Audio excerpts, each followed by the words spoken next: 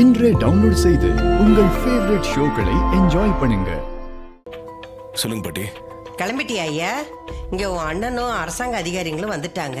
உனக்காக தான் காத்துக்கிட்டு இருக்காங்க. சீக்கிரம் வா ஐயா. இல்ல பாட்டி, நான் வரல. என்னையா இப்படி சொல்ற?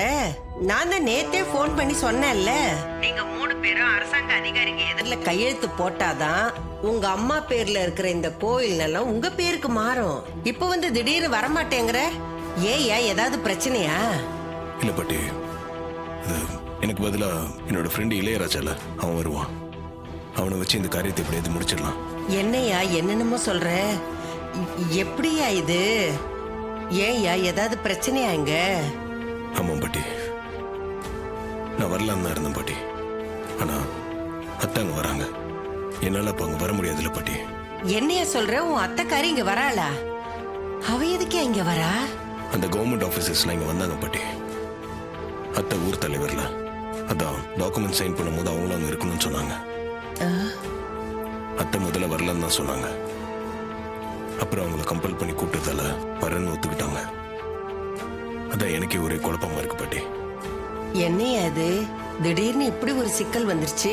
இதை எப்படி சமாளிக்கிறதுன்னு தெரியலையே பாட்டி.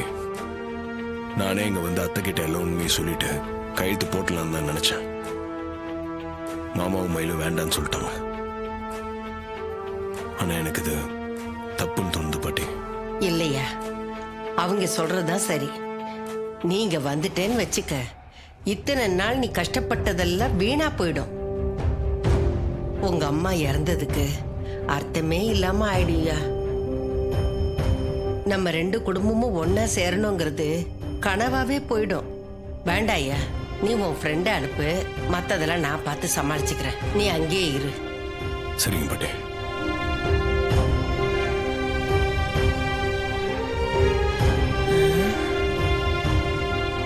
மாப்ள, நான் பக்கத்தூர் வரைக்கும் ஒரு வேலை விஷயமா போயிட்டு வந்துடுறேன். நான் வரலன்னு சொன்னாலும் சந்திரா கேட்க மாட்டேங்கிறா. சரிங்க அத்தா. டேய், நீ இன்னும் இங்கேயா இருக்க? இன்னும் கொஞ்ச நேரத்துல நீ அங்க எப்படி வந்துதானேடா ஆகணும். அங்க வச்சு நீ யாருங்கிறத தோல் உரிச்சு காட்டுற. வா.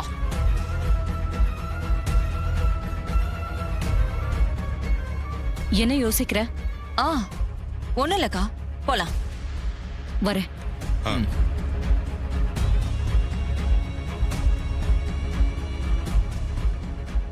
அத்தை சொன்னதை கேட்டியா சகல? அவங்களுக்கு விருப்பம் இல்லைனாலும் சின்னத்தை தான் வற்புறுத்தி அவங்கள வலுக்கட்டாயமா கூட்டிட்டு போறாங்க. உன்னை அத்தைக்கு முன்னாடி யார் நம்பலப்படுத்தணும், உன்னை இந்த வீட்டை விட்டே துரத்தணும் மனசுல அவ்வளவு வன்மத்தை வச்சிருக்காங்க. விடுங்க மாப்ள, அவ நினைக்கிறது நடக்க போதா என்ன?